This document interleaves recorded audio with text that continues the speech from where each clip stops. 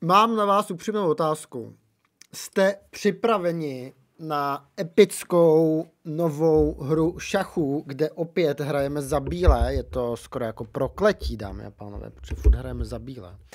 No, nevadí, no, takže klasický, oblíbený londýnský systém, který si dáme dneska. A vítám vás u další hry šachů. Dneska tak hrajeme proti člověku, který se jmenuje Carlos Braz, má ELO 899. Tohle to vypadá jako Brazílie. Portugalsko je z Portugalska a zkusíme ho rozdrtit. Jinak mám tady na začátek, než se nám hra rozjede, tak mám na nějaký zajímavý statistiky ohledně tohohle z toho srandovního kanálu. První statistika je, že prosím vás 76% lidí, kteří koukají na tyhle videa, tak nejsou odběratelé. Jo? Což mně přijde jakoby chyba. Skoro to vypadá jako chyba ve statistice, protože nechápu, proč by někdo nedal odběr, jako, jo? Zvláště pokud má rád šachy. Ale druhá statistika, nad čím přemýšlel tak dlouho, kamarád? Druhá statistika je vlastně vtipnější a to je statistika toho, kolik procent holek kouká na tento kanál. A já vám můžu prozradit, že na ten kanál, dámy a pánové, kouká 100% kluků a 0% holek. Jo. Takže s tím holky něco udělejte. Je to YouTubeovská statistika. Nevím, co to znamená, ale říká to YouTube. A asi to znamená, že prej mi někdo psal, že holky koukají na účtech svých přítelů. Jo? Tak to je docela zajímavá věc. No každopádně, co se nám tady děje, takže pokud jste holka, tak dejte odběr tím tuplem. Pokud nejste holka, tak dejte odběr. Pokud jste nebinární, tak to nevím. Co tady? Střelec G4 zahrál náš protivník, asi nám chce vzít toho koně. OK, není problém, my v tu chvíli vystrčíme tu dámu, byť já bych s tou dámou asi radši šel sem a využil tady tohohle z toho. Takže my můžeme teoreticky tam strčit střelce, že bychom tady měli takhle dva střelce pod sebou. To je jako varianta, co mi napadá. Nemusíme s tím teďka dělat vůbec nic, můžeme s tím dělat něco. Můžeme vystrčit tady toho střelce a donutit ho k nějaké akci, ale zatím přemýšlím, asi bych to udělal. Ať nás vyprovokujeme ho k akci. Dokud tady máme tu dámu, dostaneme tu dámu trošku do hry, uvidíme, OK, to byla podle mě chyba od něj, protože táhnul dvakrát střelcem tam a zpátky a vlastně tím nic moc nezískal. Nevadí. My jsme možná chtěli tím střelcem jít sem, ale my mu uděláme to, co on udělal nám. To znamená, vezmeme si toho koníka a zdvojíme mu pinčle. On teoreticky to může bránit dámou sem, jo, že by tam potom strčil tu dámu. Pravděpodobně podle mě udělá toto, jako tah.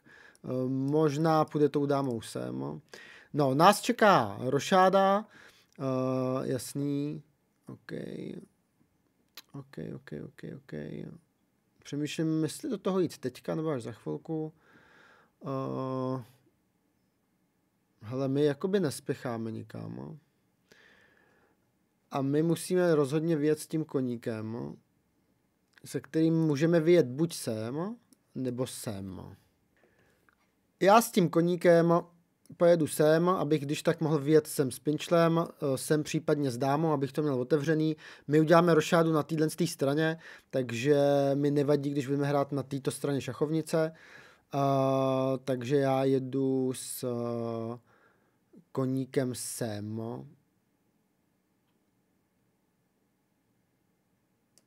To byl dramatický tah, jakoby. Mě ještě napadlo vlastně, že já bych možná potom chtěl dělat tu výměnu. Uvidíme. On má teďka tu dámu pinnutou, nemůže s tím koněm nikam pohnout. Přemýšlím, jestli se toho dá využít nějak. Nedá, ten koník celkem jakoby nic nechrání. No my asi uděláme tu rošádu, buď uděláme rošádu, nebo pojedeme pinčlem sem. Uvidíme, co se nám bude víc líbit. Podle možná, dámy a pánové, já si furt s něčím hraju, jo? Já se omlouvám, mám teďka tady takovouhle věc, kterou žužlám a já mám trošku jakoby ADHD. Co dělá, ty vole? Tak on nejdřív s tím střelcem jde sem, pak se vrátí, pak jde sem. To je úplně jako, ten střelec, dámy a pánové, má ADHD. A tady evidentně tato situace mu nevadí nějak, no dobře, mě to taky nevadí. Přemýšlím, ten jeho střelec se nemůže dostat ven. Hele, pojďme hrát solidní hru, jakoby, jo, řekl Standa. A to vždycky, když to řeknu, tak to znamená, že to nedopadne dobře. Rošáda. Pojďme udělat rošádu. No, co on? On mi vezme tím střelcem toho koně? OK.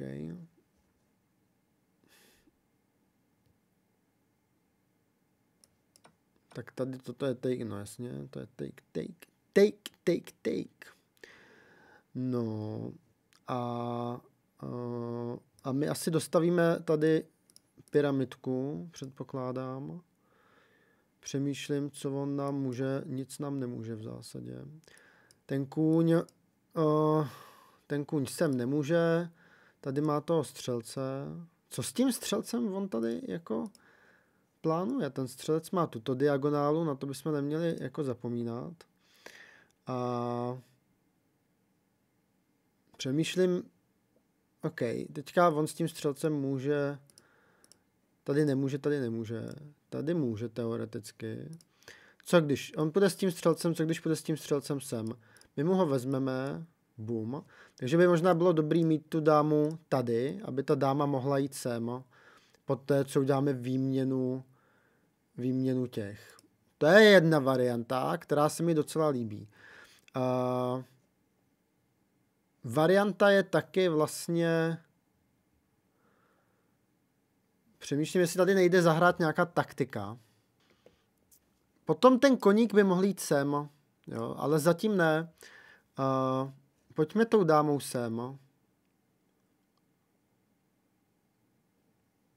Jo, a vytvoříme tady trošku tlak na tomhle tom. A tady já jako furt hledám toho střelce, ale já ho mám vlastně dobře krytýho. Jo, tohle je prostě tady nějaká rotace, která se nám nabízí docela dobře. Teoreticky, kdybychom chtěli otevřít střed, boom, ne, my se jednoho dne budeme muset toho střelce zbavit, aby jsme mohli zaktivovat toho koně. Jo, protože prostě to je důležitý. Já nemůžu pochopitelně tohohle z toho koníka jako vzít tím střelcem. Jasně, my můžeme jít tím koněm sem rovnou. To je podle mě chyba, protože já když půjdu sem s tím koněm, tak on musí někam uhnout dámou a já toho střelce vezmu tím koněm. Takže to je podle mě chybka, kterou on udělal, protože my uděláme vidličky. Přemýšlím, jestli tam není něco. Není. Jo, prostě vidličky. Teoreticky, možná si toho nevšimne.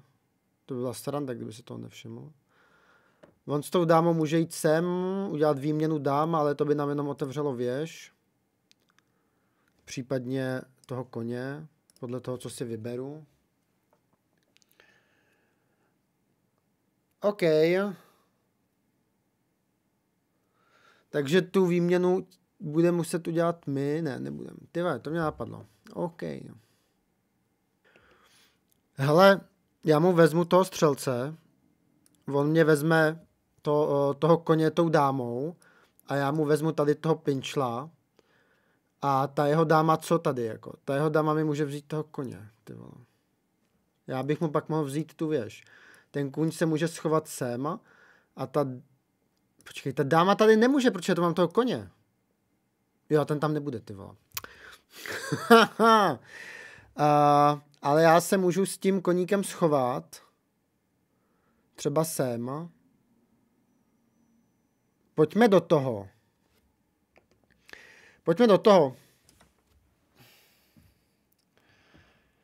Mně to přijde jako dobrá výměna, já tady prostě mu rozeseru toto. Nemá rošádu, nemá tady toho střelce, na to bychom neměli zapomínat, ten střelec je tady. To může být napínavý. On by mi měl, přesně tak, jo. Načež my mu vezmeme toho pinčla, načež on má v ohrožení dámu, ale zároveň byl v šachu. On nám tu věž vzít nemůže, může nám vzít toho koně, což by měl udělat. Nevím, jestli by to měl udělat, ale mně by se líbilo, kdyby to udělal. Protože my bychom pak podle mě mohli s tím střelcem mým a s tou dámou zkusit i nějakou matovou situaci nahoře. Ale rozhodně na body bychom vyhrávali, že jo? Protože vyhrávali bychom o 4 body. Když mi vezme toho koníka. Ale on teďka by prostě... Co může udělat? Jasně. Jo? Může se schovat Může se schovat k tomu králi. OK. Já pojedu tím koníkem, já toho koníka schovám sem na tady tu rotaci, která se nám podle mě může jako docela hodit. Jo, on tam neudělá vůbec nic s tou dámou. Byť jako vypadá to strašidelně, ta dáma, ale podle mě máme mnohem solidnější pozici jak on. Zatím.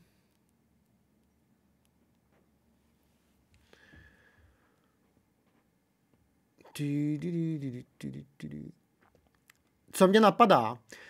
Napadá mě, že tady ta výměna se mi nelíbí, jo, kterou on nabízí, protože já mu vezmu toho střelce, on mě vezme pinčlem, pak bude tohle pole chráněný, já se tam nemůžu dostat s tím koněm.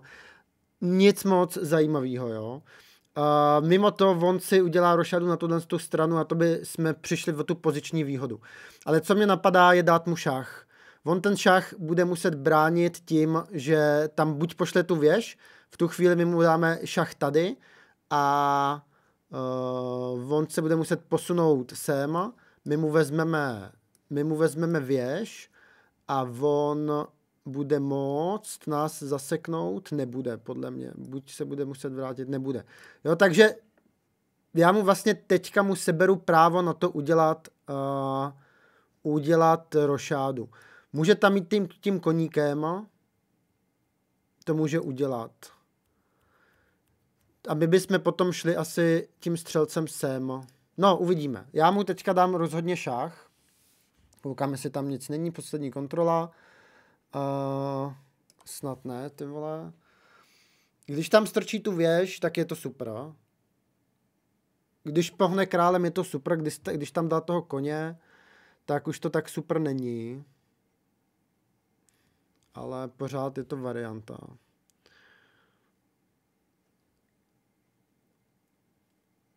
Jako zasekalo se to docela, no, tady. Já přemýšlím s tím střelcem uhnout sem, co on mi tady s tím střelcem může. Toto jsou všechno chráněné pole, toto není chráněné pole. Já jako přemýšlím, jestli je ten střelec nebezpečný tady na ty diagonále. Jako určitým způsobem je, protože pokud ta dáma se dostane na některé z těch polí, tak je to vlastně mat, jo. Jasně je tady ten můj kůň, který chrání tohle pole matový teoreticky, takže to bychom možná toto riziko mohli pustit z hlavy. Podle mě za něj je tah toto, že musí udělat. Pokud udělá tohle, tak OK. Takže šach a co? A on se vrátí, ty vole. Takže budeme mít jako repetici, jo. Hele, zkusíme to, no.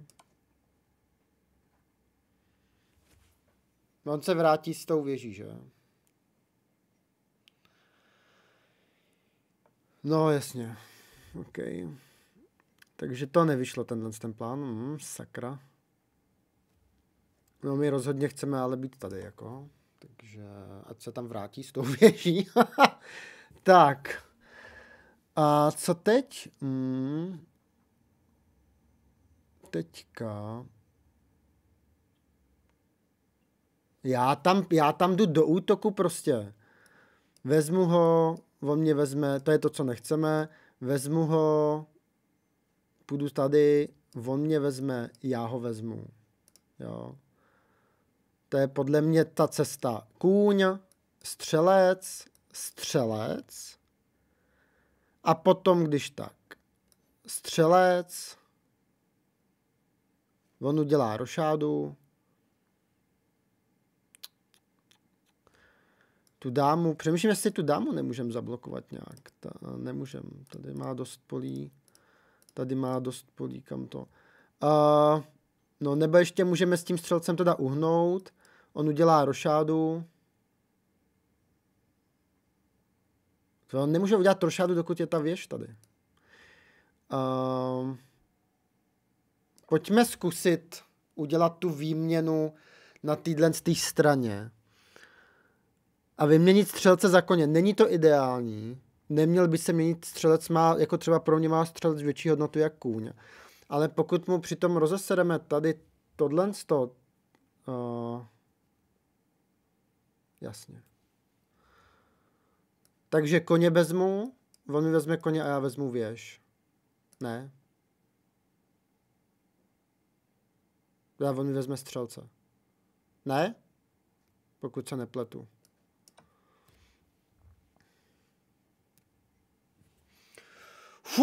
Tyvo, docela jako, tato hra, nevím jakou, je tato hra celkem solidní, mi přijde. Jo, vám se vzdálo.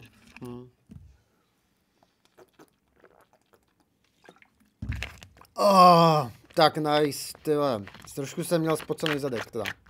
Podíváme se na rozbor partie. Takže analýza nám říká, že jsem udělal 2 skvělé tahy, na ty 2 skvělé tahy se určitě podíváme. Analýza nám říká, že jsem měl přesnost 84,1%, on měl 74, hrál jsem jako hráč s LM 1600, děláš si srandu. Přesnost v openingu bylo 93% a přesnost ve střední hře bylo 78%. Jsem prostě dobrý. A vlastně měl jsem 3 nepřesnosti, žádné chyby. A vidíte, že jsem celkem jakoby už tady někde vyhrával. Takže se jdeme podívat na konkrétní. Podíváme se na ty 2 skvělé tahy a uvidíme, jestli nějaká z těch nepřesností bude zajímavá. Takže mám tu několik zajímavých věcí, co mi vypadlo z analýzy. První zajímavá věc je, že tyhle ty tahy na začátku tak jsou vlastně až po sem celkem standardní zahájení. V zásadě solidní tahy, tady byla jeho chyba, to jsem i říkal, že to vlastně chyba, nepřesnost, pohybuje tam, tančí tam s tím střelcem úplně zbytečně. Toto za nás celkem dobrý tah. Tohle to byla nepřesnost, počítač by si představoval, aby on se vrátil tím střelcem, aby šel takhle, což je asi lepší pozice pro toho střelce z hlediska nějaký poziční hry, takže proto tato nepřesnost. Další nepřesnost, pohybuje pořád tím střelcem a vlastně neposunul se nějak moc jako na nějaký lepší pole. Bůh ví, jestli plánoval něco s tou dámou, netuším. Za nás rošáda jenom dobrý tah.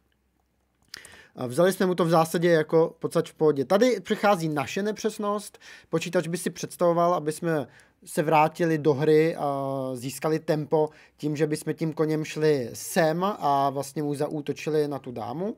On by s tou dámou se musel posunout na tohle pole, jinak by vlastně se mohl dostat do nějakých problémů. Takže tohle to je, co si myslí počítač, v zásadě chápu, nicméně my jsme nakonec i tohle z toho důvodu stejná nepřesnost, prostě počítač po nás chtěl, abychom s tím koněm šli sem. Naštěstí on udělal chybu, za kterou jsme ho potrestali správně. Tady přichází, dámy a pánové, geniální tah, jo, na který jste čekali všichni, ještě bude jeden, nebojte. A on jde sem, což je správná reakce. Tohle to jsou nejlepší tahy, co jsme mohli odehrát, takže to propočítání tohoto je vlastně správně. Tohle to za něj taky nejlepší tah, co mohl udělat. Tohle to je podle počítače nepřesnost. Počítač tady místo toho koně, počítač by toho koně vůbec nezachraňoval, což mě přijde docela zajímavý. A vlastně odehrál by tady takovou jako hru pinčl sem, respektive střelec sem, on by mi vzal toho koníka, ten střelec by mi vzal tu věž, král by mi vzal střelce, dáma by vzala tohohle z toho pinčla a pak tady už jako počítač přemýšlí, co dál. No a jakoby tato pozice podle počítače je jako mnohem výhodnější. Asi jo, když budeme tomu věřit. Na druhou stranu třeba pro mě jako pro hráče, hele, nám zůstávají 2 věže, dáma, to je docela silný, ale on má dámu, věž a vlastně 2 další figury. Jasně, my máme hromadu pěšců, respektive pinčlů, ale on jich má výrazně míň. OK, chápu počítač v tomhle tom, ale abych se přiznal, tak mně se prostě líbí jako jít s tím koníkem, jako zachránit ho vlastně, no. A takže takhle tohle tančení s tou věží, tak jako počítač by to taky vyzkoušel, jestli náhodou by neudělal chybu, takže tady taky v pohodě. No a pak je tady ještě taková jedna zajímavá věc a to je vlastně, jak by počítač si představoval zahranou tady tu pasáž. My jsme táhli střelcem sem a šli jsme vlastně na tu výměnu a on naštěstí udělal chybu, ale počítač by si představoval tady tuto sekvenci, takže vlastně jít tím koníkem sem, udělat tu výměnu a potom udělat výměnu vlastně tady dám a tu výměnu, jo? Čímž by jsme se dostali do situace, kdy máme 2 věže, oba dva, a ta pozice se zdá být vlastně vyrovnaná, ale jako není, a to je možná na ní zajímavý, to je proč vám ji ukazuju, protože na funkční figury, ty základní, tak je ten počet vlastně skoro stejný, ale vidíte, jak strašně moc dělá ta pinčlová struktura, kdy on má ty pinčle vlastně úplně rozjebaný po té šachovnici, tady má nějaký prostě OK, jasně může je spojit tady tímhle s tím, věže má vlastně odpojené krále, jako ta pozice je výrazně jiná, zatímco my ju máme jako dost solidní, takže to je taková pěkná ukázka toho, já podle počítače jakoby bílý vyhrává skoro 2,39, takže tady jde pěkně vidět, jak ta poziční hra je vlastně strašně v tom důležitá. No. Ale my jsme to zahráli jinak. My jsme se rozhodli, že půjdeme na toho koně, což není jako vůbec špatný tah. Rošáda v tuto chvíli je špatný tah, je to chyba, která umožnila nám vzít koníka. A tady máte druhý geniální tah, na který jste čekali. A jak by partie pokračovala? Mohla by pokračovat tím, že on by šel tady dámou, došlo by k nějaké výměně dám, tady by došlo k téhle výměně a vidíte, že vlastně jsme v situaci, kdy máme 2 věže a střelce, 2 věže a ještě jako vlastně výrazně horší strukturu pěšcovou, takže ta výhra už tady by byla otázka času, pokud by to člověk nepokazilo. Takže moc zajímavá hra, jsem rád, že jsem mohl ukázat, že londýnské zahájení je solidní zahájení a myslím si, že to bude takový jako running joke tady na tom kanále a budu se na vás těšit někdy v nějaké příští hry. No a to je vlastně pro dnešek všechno, už nemám co dál říct. Mějte se, čau.